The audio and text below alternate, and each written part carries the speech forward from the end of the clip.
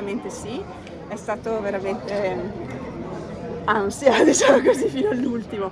Comunque siamo contenti, significa che la città comunque ha dato un segno che vuole un cambiamento, e quindi noi siamo qui per cogliere queste istanze della città. Si profila la classica sfida centrodestra-centrosinistra.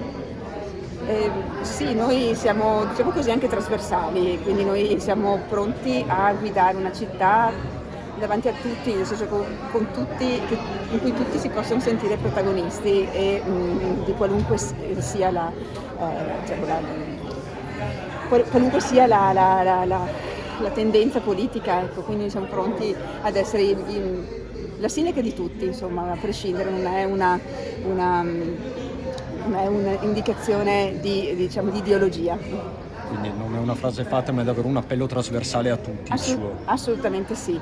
Noi vogliamo incontrare quelle che sono le esigenze di tutti i cittadini, di tutte le cittadine, quindi raccogliere quelle che sono le loro esigenze e portarle avanti per il bene della città. Ecco, resta il fatto di Mentone che Manente ha un importante pacchetto di voti, appunto civico. Lei guarda questo pacchetto, si rivolge a questi elettori di Manente? Beh, noi ci rivolgiamo a tutti e a tutte, quindi noi adesso dobbiamo sicuramente fare dei ragionamenti insieme e vedere un attimo come orientare le nostre proposte.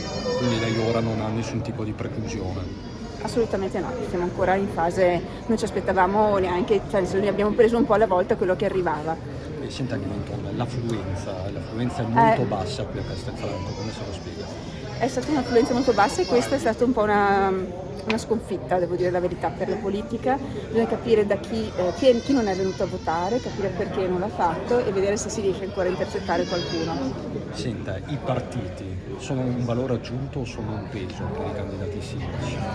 Dipende da che partito e dai valori che portano avanti. E secondo lei la presenza di Giuliani e degli esponenti appunto dei partiti l'hanno aiutata o l'hanno in qualche modo non aiutata?